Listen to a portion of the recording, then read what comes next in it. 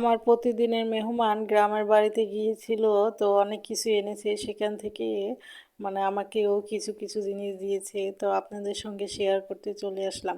আসসালামু আলাইকুম, কেমন আছেন সবাই? আশা করি সবাই ভালো আছেন। আমিও আল্লাহর রহমতে ভালো আছি। চলে আসলাম নতুন একটা ভিডিও নিয়ে।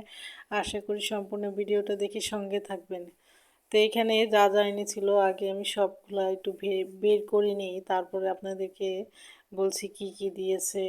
তো অনেক কিছুই দিয়েছে। সে তো বলছিলই আমাকে, আপনি ভিডিও করবেন না, কোনো ছবি তুলবেন না, সে লজ্জা পাচ্ছিল, এর জন্য আমাকে কোনো ভিডিও ছবি এগুলা কোনো কিছু করতে দিবে না। তো সে চলে যাওয়ার পরে আমি করতেছি। আমি তো ভিডিও করি, তো আমি তো ভিডিও করবই। তো যাই হোক, মানে অনেক কিছুই দিয়েছে। তারপর সে বলতেছে সে নাকি কিছুই দেয় নাই। তো যাই হোক, এই যে এখানে নতুন ধানের চাল, আর এই তো এগুলা কি যেন বলে আমি জানি না।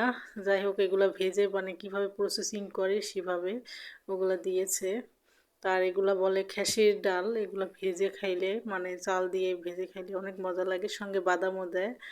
আর এগুলা খই, আর এই তো পুঁই শাক, তো এই তো পেয়ারা, বড়ই, তারপর চালতা।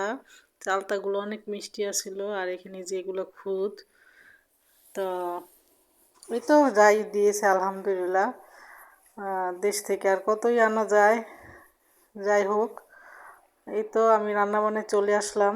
এই তো এখানে পাবদা মাছ রান্না করব।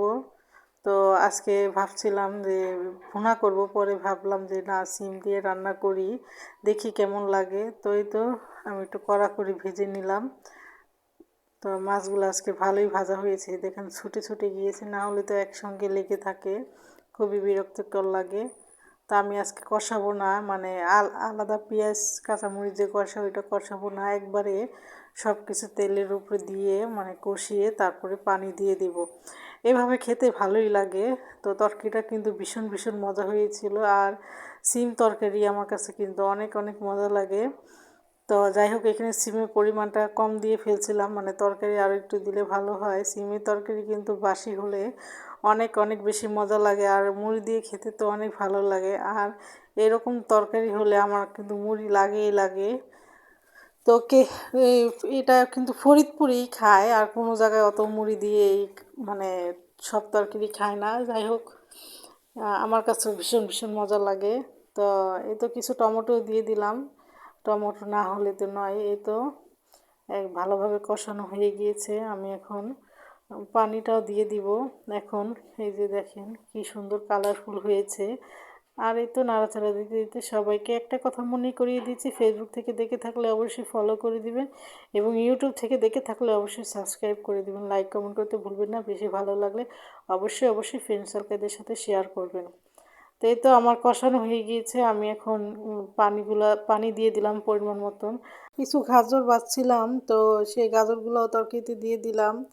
তো ওই তো ছেলের খাওয়ার জন্য, আমার ছেলে কিন্তু অনেক গাজর পছন্দ করে, কিন্তু এবার কেন খায় না জানি না।